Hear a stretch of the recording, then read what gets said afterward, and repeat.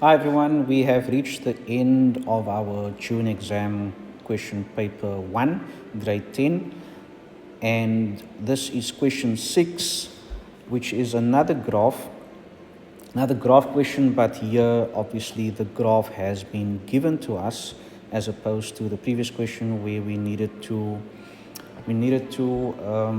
sketch the graph from the given equations. Here we are given the graphs and we need to determine the equations of those graphs in addition to a few other things. So let's see how that goes. Right, so let's just go through our question here. The graphs of f of x equals ax squared plus q. So f of x is h squared plus q. That is obviously our parabola. At this point, you should identify this form here. This is the standard form of a parabola. So that points to this graph over here. And then h of x equals mx plus c. I mean, that's a straight line straight off, mx plus c. So that would be our straight line. That is given below. The graph of f cuts the x-axis at points A, for which there's no coordinates, and then B, point B, 2 and 0, which is given. And then they say f, negative 3 and 15, is a point on h, meaning on h of x on the straight line. Okay, so I won't take for granted. In fact, I think sometimes I do take for granted that when learners read this two statements that they understand exactly what is being said here. And I've come to discover that that's not always the case. So hopefully me reading through every point here makes that a bit clearer, at least in terms of what is being presented to you in this diagram. Right, so we've got the parabola. We can also see what they didn't mention in our description on top here is this point C, 0 and 12, which is basically where the parabola turns. So we know that the y value, where the q value where our parabola turns, is the y value here, which is 12. So we know that that is 12. So that means that q is 12. Right, so we know that already. And then there's a point of intersection here and here. So that, again, if you remember from our previous question, those points of intersections are important for when we need to compare the positions of the two graphs in relation to each other. In other words, where is the one graph above the other one, etc. That's the 2 points we will use to determine that type of question. Right, let's go down to what they're asking here. So first question is, write down the value of q. So that's q over here. We know that q is the turning point, the y-intercept of the parabola. So q would be equal to 12. So q is equal to 12. That's pretty straightforward.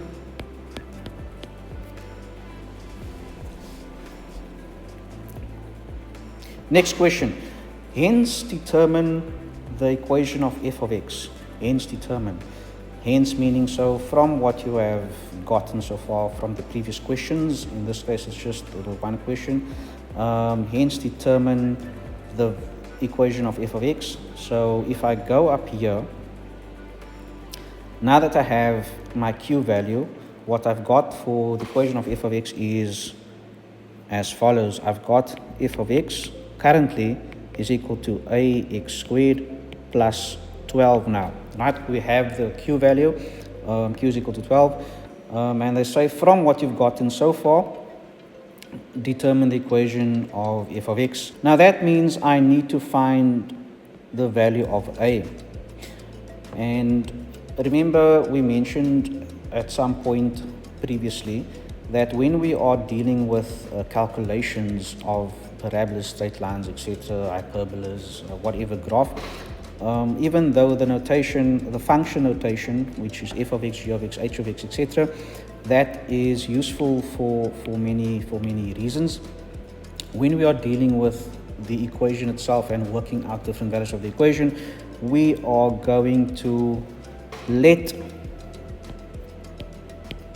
f of x equal y, because f of x is y, right? So that just means I'm going to write it as such, so that when I substitute x's and y's, or x values and y values, it is just easier to work with. You know, I don't want to work with f of x in these cases, right? So if I look at this, I need a value for a, right? And because I already have a value for q, if I could find a point on the graph that I can substitute for, remember the y and the x in this equation are variables, right? That is why they are not constants. That's y and x is not like a. A is a constant. I need to find this constant because it stays that, right? For this particular graph, a will be whatever it is, and q will be 12 forever for this type of graph, or for this particular graph. It will not change, but the y and the x's, they change. So I can choose any point on the graph to substitute into x and y. That's what I'm getting at, right? So any point on my graph is any x, y value I can substitute into this equation. Then my only unknown will be a, and then I can find a.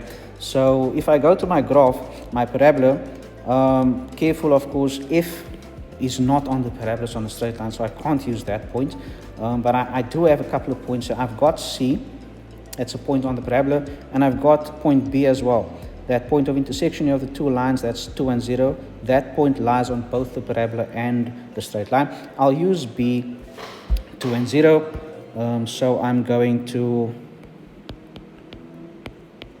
substitute. So I'm just putting it in brackets there with the colon to show that what's going to happen next is I'm going to substitute. Where there's a y, I'm going to put 0. And where there's an x, I'm going to put 2. And now I can solve for a. So this is 0 equals, that's 4a plus 12. So 4a equals negative 12. So a equals negative 3. Okay, so that's just quickly. A is negative 3. So what does that mean?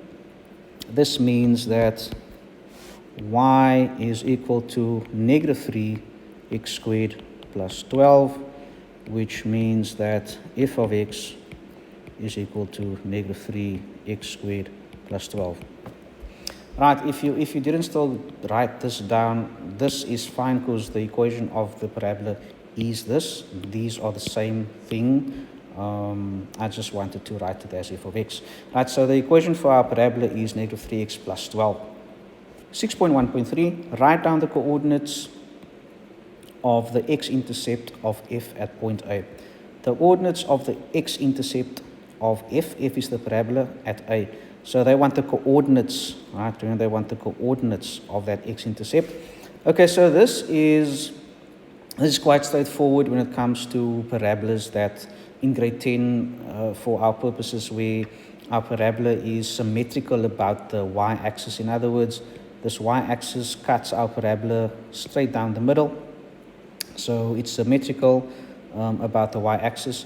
So why that's useful is because my roots will always be the negative and positive of the same number, so the additive inverses. So if the root here is 2 and 0, then this root will be negative 2 and 0. So I can read that straight off the diagram. Notice it is 1 mark, so there is really no calculation to do here. So I'm simply going to write there my a is negative 2 and 0. That's all I need to do. 6.1.4, determine the value of m, the gradient of h of x. All right, so h of x, remember, is our straight line. So standard form mx plus c, gradient is m. So for the gradient of a straight line, I need at least 2 points. If there's no other way of getting that gradient, in this case, that's the only way I can get this gradient, is if I have 2 points and use the gradient formula. So if I look at my straight line closely, my straight line has this point B, 2 and 0, because that's on the straight line, and it has point F, right? So I've got 2 points on my straight line, so I can easily work out that gradient. So I can say that m is equal to y2 minus y1, we know the story, over x2 minus x1. And if I go back to my diagram, I'm going to label f as x1, y1, and I'll label this as x2, y2. y2 is 0, and y1 is, that was 15. Right, so 0 minus 15. Then x2 was 2, and x1 was negative 3. So that's negative 3. Be careful here once again of the signs.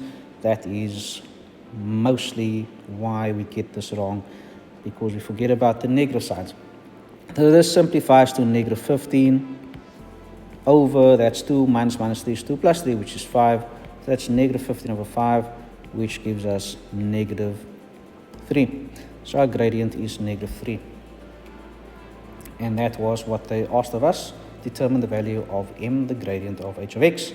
6.1.5, hence again determine the equation of h of x. So for h of x, just write here 6.1.5. Currently we have h of x equal to mx plus c. We know m is negative 3 from our previous question. That's negative 3x plus our c. And once again, I'm going to let h of x equal y, so I can write it like this. So now I can substitute a point in here, and I can see clearly what I'm doing. So again, like before, same explanation like before. The y and the x here are variables, but my m and my c are constants, so I can choose any xy point and substitute it in here if that point is lying on the graph. So I know I'm a straight line. I've got 2 points. I've got F and I've got B. I'll choose point B. That's more of a simple, because that's an easy point to use. It's 2 and 0. So 2 and 0 again. I've got 0 equals negative 3, and x here is 2 plus c. So 0 equals negative 6 plus c, so c equals 6. So therefore y is equal to negative 3x plus 6. That means h of x is equal to negative 3x plus 6. And that is our equation for h of x.